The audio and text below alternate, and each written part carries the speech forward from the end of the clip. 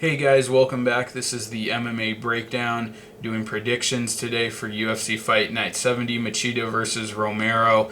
This was supposed to be the finale for Tough Brazil 4, which was a really great season, by the way. I've been following it, and I think the fighters on there are just way more skilled than the fighters from the current American season going on. It's just a way better season and a clear difference in talent level there. But anyways, that's going to take place at UFC 190, the finale for the show. And I think there were 12 fighters, I think, that had to pull out because of visa issues. And, I didn't think this card was necessary at all to begin with. Main and co-main events were really good. The main event is now scrapped, Story versus Silva, but I thought that was a great matchup. I'm sad to see that one go, but honestly at this point, with all of the events, so many just really unnecessary and negligible events that the UFC is running every week now at this point, it just gets really tiring and tedious to watch. So I'm just I get really happy anytime the UFC takes a hit like this. And I hope that at some point they'll be dealt enough blows so that they have to cut back on their number of shows. But anyways, it's a worse card now definitely than the one before the injuries, but I keep hoping that the UFC will make a change. But anyways, we're going to run through this pretty quickly because there are a lot of debuting fighters as a result of all of the injuries, but let's run through it. At welterweight, Steve Montgomery versus Tony Sims. Steve Montgomery from the current season going of the Ultimate Fighter, the American One, ATT versus Black Zillions, didn't fight on the show, had to leave the house because he had a seizure, which they got on camera. It was pretty frightening to watch, but we're going to have to completely skip over this one. Next up, another welterweight fight, Leandro Silva versus Luis Gonzalez. I won't make a call here. I don't know Gonzalez. And Leandro Silva, a guy who hasn't really impressed me this far in the UFC, lost to Trinaldo in his debut, and I didn't think he didn't look terrible, but lost kind of a lackluster decision. Got out wrestled pretty much in that fight, lost the takedown battle, got pressed up against the fence, and actually that wasn't his debut. He previously fought in the UFC and then got cut, lost to Ildemar Alcantara in a really terrible fight, and had a nice win over Charlie Brenneman. Again, though, was struggling with the wrestling for the majority of that round, but was able to get his back and subbed him out at the end of the round. And then against Drew Dober in his last fight, I thought he started off strong, was doing well on the feet, but seemed to gas a bit, and I thought that the tide was turning for Drew Dober. He got on top and off of the failed guillotine attempt, and the referee stopped the fight, but I thought Dober was kind of taking over, and you could see Silva wilting. So a guy I'm definitely not high on. Seems to be a big physical guy. Some grappling ability, some striking, but nothing really to write home about. But yeah, it's taking on the newcomer, so I won't make a pick there. And moving on to another welterweight fight, Alex Cowboy Oliveira versus Joe Merritt. Alex Oliveira, this guy's been extremely impressive in the UFC up to this point in his two fights, was dominating Gilbert Burns on the feet, had very clean striking, showed a great jab, was just walking him down the entire fight and lighting him up, but then lost the third round. Burns was able to get it to the ground, and Oliveira couldn't really, he was outmatched there and got armbarred almost at the last second. And then his last fight against KJ Nunes, which was only a couple weeks ago, I think it was the Brazil card, the Condit Alves fight night card. So really quick turnaround for him, but that was such a short fight where he wasn't even in a fight at all, didn't encounter any resistance.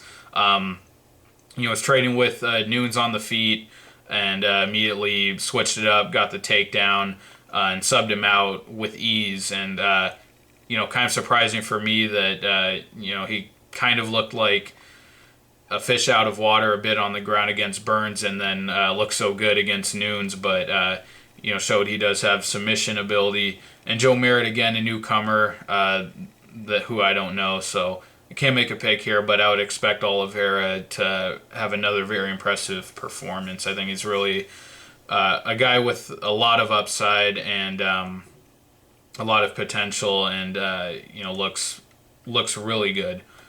All right, moving on. Featherweight fight: Hakran Diaz versus Levan Makashvili.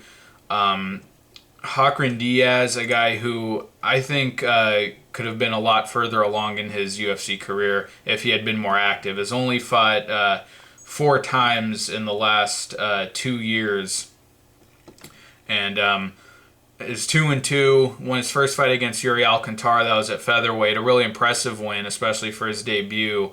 Alcantara had a few wins at that point under his belt in the UFC. And won them with grappling, and Hakran Diaz came in, totally shut him down, imposed his size and wrestling on him, really looked like a really good wrestler and grappler. Lost the fights to Nick Lentz, where, he was taken down for most of the fight, but anytime that fight was on the feet, I thought he was winning and looked like he had Lentz in big trouble, but, lost the takedown battle. Lost to Ricardo Lamas in a very underwhelming fight, where really not much happened. It was pretty uneventful. Lamas just kind of got in on his legs against the fence, but never really completed a takedown. And other than that, I thought it was very even with not much going on. And won his last fight against Elkins, where he pretty much beat him up. Really busted him up on the feet. Elkins couldn't take him down and looked athletic. Looked good, couldn't quite get the finish, but looked like he's starting to put everything together. And Makashvili beat Mark Adiva in his last fight. I didn't think he looked great. I know a lot of people thought he did, and there seems to be a lot of hype around him. But seemed to me like a decent wrestler who was fighting a guy who wasn't very good, who was not a grappler. Who was a stand-up, a primarily stand-up based fighter, and Makashvili was able to impose his wrestling on him and take him down, but didn't do anything that effective on the ground. Couldn't threaten with submissions or come close to a finish. I worry about the takedown defense of Diaz, losing to Nick Lentz and struggling there against Lentz, but. Darren Elkins was also kind of able to come forward on him, kind of attempt takedowns, but didn't really get them. But I think Diaz is just, further along, a more talented athlete, and should have the striking edge. So I'm going to go with Diaz here. Next up at middleweight, Thiago Santos versus Steve Bussay. Steve Bussay, the guy who was supposed to fill in for Rampage against Maldonado. Another newcomer. I've never seen him fight. Thiago Santos, though, a veteran of Tough Brazil, was it 1 or 2? 2. And a guy who I thought looked actually pretty bad on the show. Lost to the winner, Leonardo Santos, in the house, and had another win before that against, I think it was another Thiago Alves. And I just thought he didn't look good at all. And then got ran over by Cesar Ferreira in his UFC debut. But after that, really kind of turned things around. Had a really impressive first round finish over Hani Marks. Hurt him to the body with a body kick in the first round. Put him down, finished him quickly. And his next fight against Uriah Hall, Hall kind of had the edge on him on the feet, but wasn't really a brutal, it wasn't a super dominant performance by Hall. Santos hung in there, landed his shots at times. And then his last fight against, I think it was Andy Enns, maybe. Against Andy Enns. Finished him early in the first round. with a body kick again and subsequent punches, a really quick finish. So I think he's getting better. Drastically improved from his time on The Ultimate Fighter, and has finishing ability, an aggressive striker. I don't know anything about Basay though, so I'm not gonna make a pick here. All right, and moving on to another middleweight matchup: Antonio Carlos Jr. versus Eddie Gordon. Antonio Carlos Jr., the winner of Tough Brazil 3, which he won. He won at heavyweight, I believe. Let me confirm that. Yeah, he won at heavyweight, which was pretty interesting. He then, after winning that fight against Vitor Miranda, where he looked pretty good. He's a really good athlete, showed good wrestling, was able to blitz Miranda on the feet and use that to transition to the takedowns.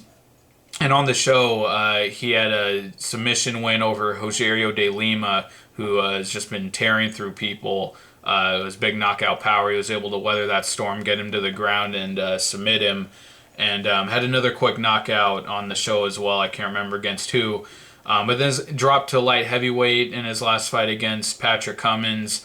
And it looked like Cummins' performances before that, typical, got grinded down, taken down, and just kind of pummeled from on top. Did have a few scrambles, though, was attempting leg locks, and actually had a brief comeback in the third round where he took Cummins back, but it was too late, didn't do anything with it. But I think he's a good wrestler, a good athlete, has decent power on the feet. Eddie Gordon, I was really high on this guy after he won Tough 19 at middleweight, knocking out Diego Lima. Looked like another drastically improved fighter from the one who was on the show. On the show, looked like he always fought at a really slow pace, kind of point sparring out there. Would drive you into the fence and hold you there, but against Diego Lima, just stormed him, had big power and great hand speed. I thought he was looking great against Josh Saman before he ate the head kick. I thought he was clearly dominating that fight. Was able to stuff some of the takedown attempts and, mid takedown attempt, reverse it and take down Saman. And looked strong on the ground. But his last fight against Chris Dempsey just looked terrible. And I thought, against a lower level of opponent than his last two opponents before that, it was a very sloppy brawl, gassed badly, and just looked very sloppy on the feet. I think he was bloodied up a bit, but looked really bad. So I have to go with Carlos here. I think he's just the better athlete, more complete game, and hasn't had that fight where he's really kind of been exposed or fallen apart like Gordon. So I'm going to go with Carlos Jr. All right, next up at welterweight, Santiago Ponzinibbio versus Lorenzo Larkin. This should be a really fun fight and a good matchup. And two guys really surging right now. Lorenzo Larkin just having the momentum from the one fight in his last fight, which was his welterweight debut, and he just looked reborn against John Howard. Very quick, all of the footwork and movement that he had at middleweight, just kind of multiply that by 100 going to welterweight. And at middleweight, he was never a guy. I always thought if he would just let his hands go, throw more volume, be more active, he would be a better fighter. But, a lot of his fights, even fights he dominated, like against Chris Camozzi, he just never really had a finishing instinct and was always a very low volume striker, even though he clearly hit hard. And against Brad Tavares, dropped the decision there and fought in the same kind of way. But against Howard at welterweight, had great hand speed, just overall great speed and big power, knocked him out in the first round, just lit him up from the opening bell. And Santiago Ponzinibbio, he's riding some momentum as well. He was a veteran of Tough Brazil 2. Was supposed to fight in the finale, actually. Wait, no, he wasn't. Was he? I thought he lost. No, he was supposed to fight in the finale. He beat the winner, Leonardo Santos, in the house in the semifinals, and then got injured. And Santos stepped in for him, ended up winning the show. But in the UFC, in his debut, lost to Ryan LaFleur in a fight where he was just out-wrestled, couldn't do anything to stop the wrestling of LaFleur, but did have a moment, I think it was in the third round, where he tagged him, had LaFleur on skates. And then against Wendell Oliveira, knocked him out in the first round, showed great power, had a great finishing combination. And then against Strickland in his last fight, didn't get that finish, never really hurt Strickland, but landed some bombs on him, got him to back up, and really just walked him down the entire fight, and Strickland did nothing to be competitive with him. So I think Ponzinibbio is a really aggressive fighter, good striking, has power, but Larkin just seemed more deadly and just really seemed reborn in his last fight. And I don't think Ponzinibbio quite has the hand speed or the power at the level of Larkin. I think Larkin's just a better athlete, and I think his movement will do a lot for him in this fight. Just being having the more dynamic footwork, being a more technical striker. I think Larkin gets it done here. I think he can finish him because I think these guys are going to trade in the middle of the cage. And then the main event, middleweight fight, Lyoto Machida versus Yoel Romero.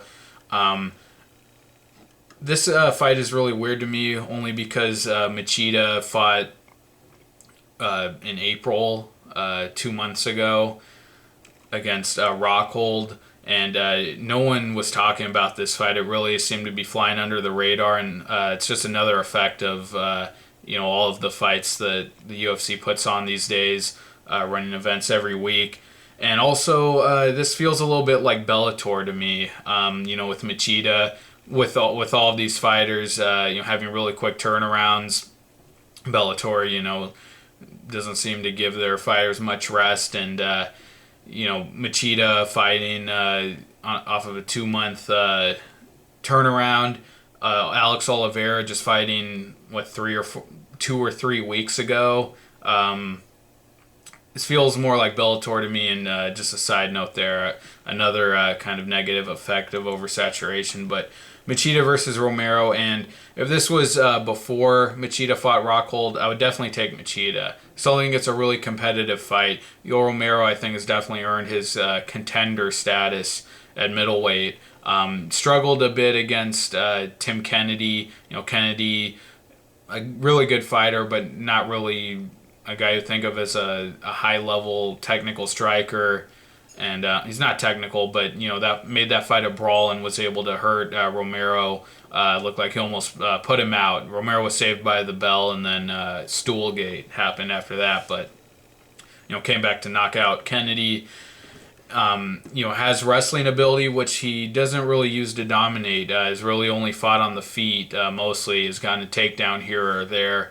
And he has dropped rounds. I thought he was losing to Derek Brunson before coming alive in the third round. He seems to be good at that. Even if he's losing the fight, he gets that third round knockout. And there's another guy he had a third round knockout over, Hani Marks, before Derek Brunson.